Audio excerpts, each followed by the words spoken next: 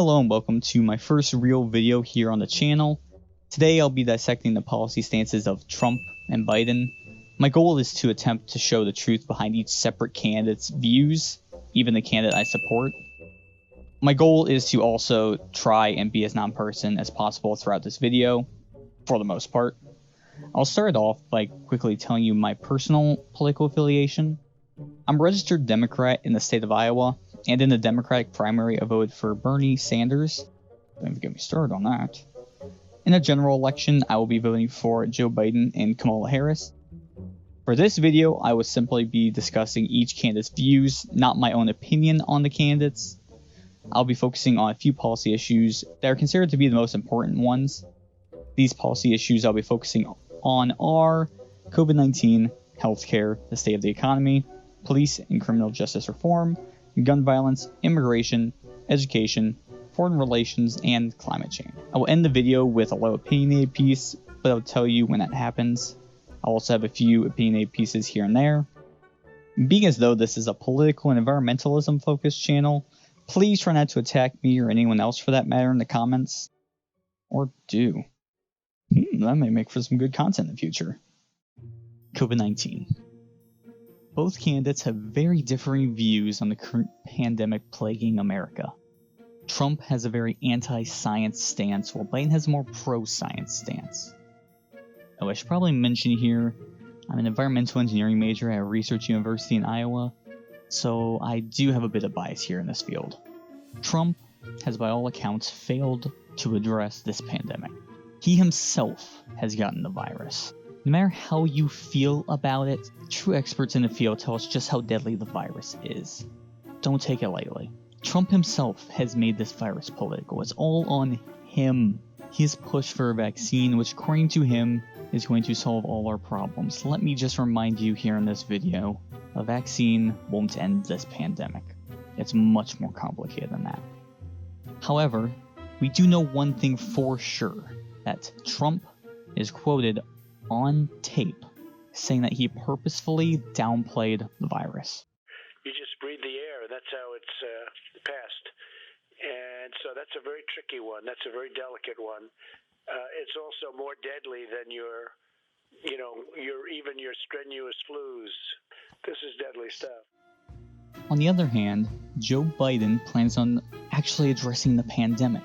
He plans on providing free testing to all Americans, for example. He also plans on hiring 100,000 people to perform contact tracing. Some of the other things he wants to do are increase drive-in testing as a whole, initiate a nationwide mask mandate, and lastly, implement a reopening plan consistent with real science, unlike our current reopening plan under the Trump administration. Ignore your personal views here, but it seems like Biden wants to help us a lot more than Trump does. Science is based on evidence and critical thinking, but the plan Trump initiated just doesn't have that. 220,000 Americans dead. You hear nothing else I say tonight. Hear this. Anyone who's responsible for not taking control, in fact, not saying I take no responsibility initially. Anyone who's responsible for that many deaths should not remain as President of the United States of America. On to our next section here, healthcare. Kind of weird talking about Trump and healthcare. Ah, liberal hack, be gone! Help, please! He wants to take away my healthcare! Ah! Jokes aside, if we look at the past decade practically, Republicans have sought to repeal the Affordable Care Act without providing any alternative. They've tried to remove protections for pre-existing conditions time and time again. They may say they seek to protect us, but they lie. Oh wow, a politician lying, who knew? But what I'm trying to say here is that Trump hasn't provided a thorough alternative to the AFA, as his admin seeks to get rid of it in the courts. No matter your views on healthcare, understand that whatever system we have, it will be very expensive, and it won't help everyone. He has attempted to reduce drug prices, but has been unable to do so. The White House has claimed on many occasions that drug prices have fallen. However, as PolitiFact reported, this isn't true. To quote the article, in actuality, prescription drug prices increased by 0.3% in April 2019 compared to April 2018. I highly recommend you read through the article as well. because it dissects the claim even further. A link will be provided in the description. Biden has discussed expanding upon the Affordable Care Act. One of these expansions is to increase the subsidies for those with private insurance to decrease the price of it as a whole. He also plans to provide a public option similar to Medicare. It will be available to everyone, so you can keep your private insurance or pay into the public option. And now on to the economy. If there's one singular thing that the Trump campaign has focused heavily on, it would be the economy. And maybe Hunter Biden, but mainly the economy. It's Trump's pride and joy. Yes, kids, but never mind, that's too easy of a joke. However, not all is well at this point in time. After the pandemic hit, the economy came to a screeching halt. Almost all of the gains made during the past 4 years were erased in months. He on many occasions attempts to circumvent the economy during the pandemic, which is just odd. It's his job to address the pandemic, and because he has failed to do so, the economy took a huge hit on his watch. Due to actions taken in Congress, a stimulus bill costing $2 trillion was passed and approved. It's been a lifesaver for Americans, but there hasn't been a bill since. We can play the blame game here, but none of that matters. What matters is people are dying due to a deadly virus, and people's lives are in shambles due to the ensuing recession. There hasn't been enough done to help us. Some may say, well, Yakami, Trump passed a tax bill that revitalized the working class. What's your alternative? First of all, Republicans need to stop obsessing over the economy. The economy is the only way to measure the rich, not the middle class. You may also be thinking, well, what are your great ideas if you're going to criticize the POTUS? Well, my ideas don't matter at the moment. And personally, I don't even agree with Biden on this completely. But I do think it's going in the right direction. Biden plans on focusing heavily on building up the middle class. One way he plans to do so is by making $15 an hour the federal minimum wage. Trickle-down economics just doesn't work. You need to boost those with less money because they are more likely to spend said money. He also seeks to reopen the economy, taking into account science, so we don't needlessly endanger more lives. You hear that? You can endanger your lives, just don't do it in a way that endangers others. And seek to increase taxes on those making $400,000 a year. And that's the hard truth. He will also invest heavily in the clean energy sector of the economy, something I'll focus on much later in the video. If at this point you feel uncomfortable and attacked, you have the right to feel so. But as a redacted once said, facts don't care about your feelings. Might be a good topic for a vid. Jokes aside, if you made it this far and do feel like I am lying or that I am mistaken, please feel free to sound off in the comments. Just keep it respectful. Also, I recommend paying attention to my criticisms here in the video. On to our next section, police reform. Before I start this section, I want to tell you something. I know you may feel safe around law enforcement, you may feel protected, you may feel empowered. These are your feelings, and your feelings may not align with others' point of view. Something I think we can all learn is there is a true beauty to life. We are humans, we are all unique in the best of ways. You have a worldview, and no one can persecute you for it. With that segue started, people of color, specifically the African American community, do not feel the same way towards police in this country. They feel persecuted in their own country. That is unforgivable. We have a right to life, liberty, and the pursuit of happiness, endowed upon us by whatever the hell you believe in. Whether it be a god, the president, or a flying spaghetti monster. Neither you, nor me, nor anyone can steal this away from people.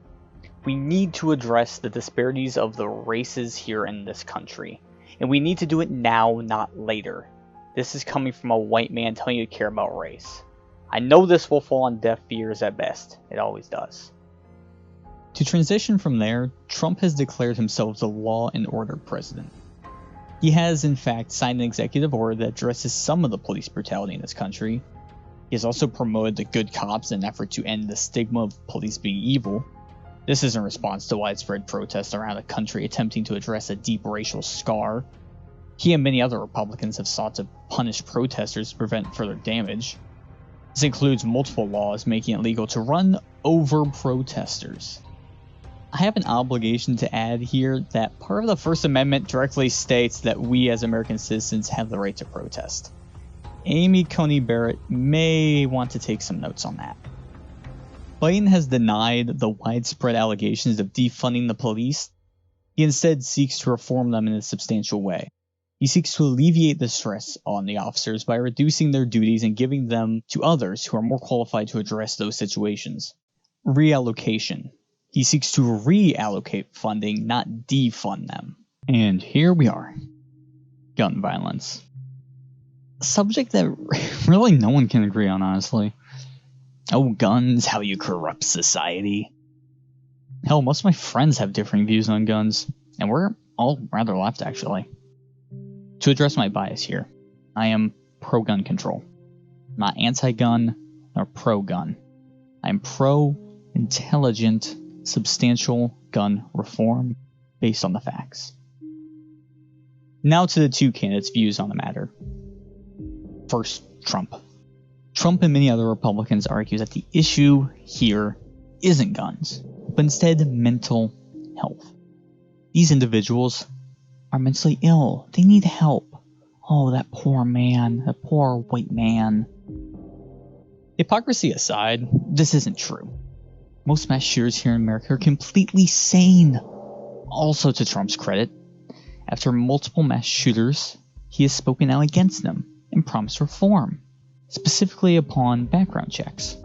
However, he has failed to do so. But at least he tried, right? Biden has on many occasions attacked assault weapons, and he has even said that he would outlaw them. He's also a supporter of universal background checks. He has also attacked gun manufacturers on multiple occasions and argued that the problem isn't the NRA, but those making the guns. I should mention here that the NRA has sought to disavow any and all criticism towards guns as a whole. They have funded those who stop substantial gun reform. The bottom line is, the NRA is also part of the problem. End of story. The best views sections were a little more important, and so I purposefully avoided substantial jokes and insults there.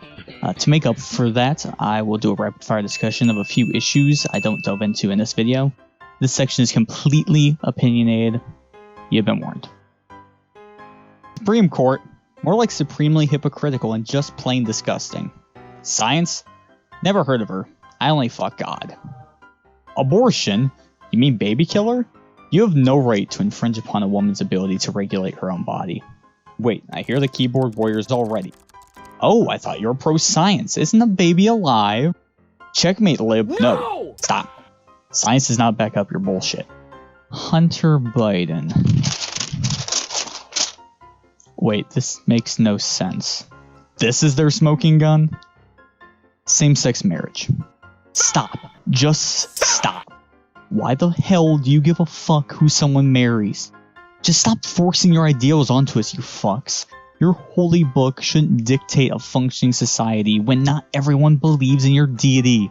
Let people marry whoever the fuck they want in peace. Biden is unfit for office.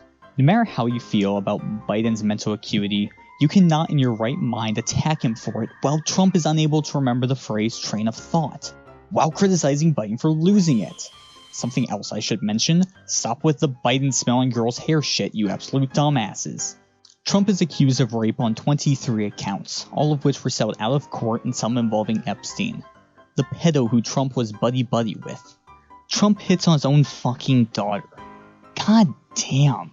On to our next topic, immigration. Just remember, people are people. If you disagree, you're racist AF. Okay, sorry. Oh, I gotta be nonpartisan here. Holy shit, this is hard. Trump has been constructing a wall to keep illegal aliens out of the country. Mind you, we had one already in most parts, and most people don't cross the border in such a fashion. He also at one point suspended the immigration of people from select Muslim countries for about 90 days. He's also against DACA and forcing children into cages. To clarify, he's forcing children into cages. He's not against that. Remember when that was dominating the news? Those were the days. Now it's just a bunch of corruption and death threats. More exciting now, though. I highly recommend everyone to go check out last week tonight's video discussing Trump's asylum policies. It goes way more in depth. A link will be provided in the description. Biden, on the other hand, opposes all of that. He and most of us are not pro-open border. We are pro-smart immigration laws. One of these ideas is expanding DACA and giving a pathway to citizenship to undocumented immigrants. The right-wing media likes to propagate a claim that Biden is pro-open border, when in reality his ideas lie along the line of having everyone sit in line like the rest. I don't completely agree with this stance, but it's 100 times better than Trump's plan. On to our next topic, education. I might be a little biased here, then again, aren't we all biased? Just to address my bias, I am currently attending a public state university in Iowa. And in case you're curious, it's really expensive. I have a 3.6 college GPA, I'm a STEM major, like I said earlier, and I still need to go into debt to go to college. Now on to Trump. Trump appointed Betty DeVos as the education secretary. A woman who has never attended a public university nor a public school in general. Her and the Trump admin have sought to seek more funding for charter schools and private universities. Isn't the point of a private school to be funded privately, not by the government? He also said he would fix the student debt crisis. He allowed veterans with disabilities to get loan forgiveness, and that's about it. Nice job, but what do you do again? Biden, on the other hand, actually has an education plan, which seeks to help lower income areas receive more funding. It would also help teachers pay off their student loans. This is obviously a start, but this isn't nearly enough. College shouldn't be a liability, and that's that. I honestly don't know how to dissect this. This doesn't seem to be on the forefront of people's minds considering we're living through a pandemic and travel is generally restricted. I think providing a clip here is the best solution, especially since I'm not very educated in this field. Let me just say here, however, that we are a joke around the world. I made it clear, and I ask everyone else to take the pledge. I made it clear that any country, no matter who it is, that interferes in American elections will pay a price. They will pay a price. And it's been overwhelmingly clear this election, I won't even get into the last one, this election, that Russia has been involved, China has been involved to some degree, and now we learn that Iran is involved. They will pay a price if I'm elected. They're interfering with American sovereignty. That's what's going on right now. They're interfering with American sovereignty. And to the best of my knowledge, I don't think the president said anything to Putin about it. I don't think he's talking to them a lot. I don't think he said a word. I don't know why he hadn't said a word to Putin about it. And I don't know what he has recently said, if anything, to the Iranians. My guess is he'd probably be more outspoken with regard to the Iranians. Let me respond to the first part, as Joe answered. Joe got $3.5 million from Russia. What? And it came through Putin because he was very friendly with the former mayor of Moscow, and it was the mayor of Moscow's wife. And you got $3.5 million. Your family got $3.5 million. And, you know, someday you're going to have to explain, why did you get 3.5? I never got any money from Russia. I don't get money from Russia. Now, about your thing last night, I knew all about that. And through John Ratcliffe, who is fantastic, DNI, he said, the one thing that's common to both of them, they both want you to lose, because there has been nobody tougher to Russia. Between the sanctions, nobody tougher than me on Russia. Between the sanctions, between all of what I've done with NATO, you know, I've got the NATO countries to put up an extra $130 billion, going to $420 billion a year. That's to guard against Russia. That's it? On to our final subject for the video, the climate crisis. Being as though I'm an environmental engineering science major man, I really shouldn't have let my friends add the script. I'm incredibly biased here. This is my main voting issue personally. I'll leave my thoughts on the subject until after I address the candidates' views on this. As I discussed earlier, Trump has a very anti-science stance, you could say. He first of all, dropped out of the Paris Climate Accord, and he also dropped out of the WHO. He's also dismantled the EPA to the point where they no longer do their job. He appointed a lobbyist to be in charge of the EPA. More specifically, he appointed a lobbyist for the industry the EPA is in charge of regulating. This person in particular doesn't even believe climate change is man-made. Biden, on the other hand, has actually embraced a more progressive side of policy, is actually attempting to save the planet. He plans to rejoin the climate accord. He also wants to spend $2 trillion on supporting clean energy.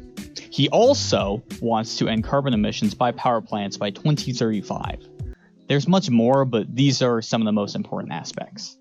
For my personal views, the main reason I want to vote for Biden is this. Climate change is man-made. It is destroying our world. We need systematic change to save humanity. I'm not afraid of fear-mongering. I'm telling the truth.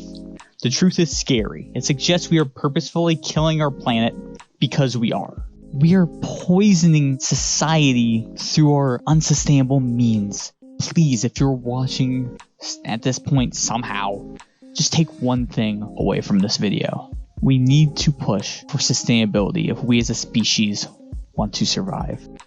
Here's my super opinionated outro. Leave if you feel the need to do so. This is an easy choice. We have a man who is seeking to undermine our democracy and cheat our election. He is a pathological liar who has ruined this country. Conservatives are a threat to our very basic liberties at this point. They seek to take away everything from us, even free and fair elections. I know you may think we have to choose between two terrible individuals, but this isn't 2016. Biden isn't Hillary, not by a long shot. Vote for him with pride. Vote for humility. Vote for change. Vote for a candidate who will save us from authoritarianism before it's too late. There is no alternative. On November 3rd, vote for Joe Biden. If it's not November 3rd, you can't vote. Down in the description, I'll provide links to articles used in this video. I also provide links to sites that discuss voting. Go out and vote on November 3rd.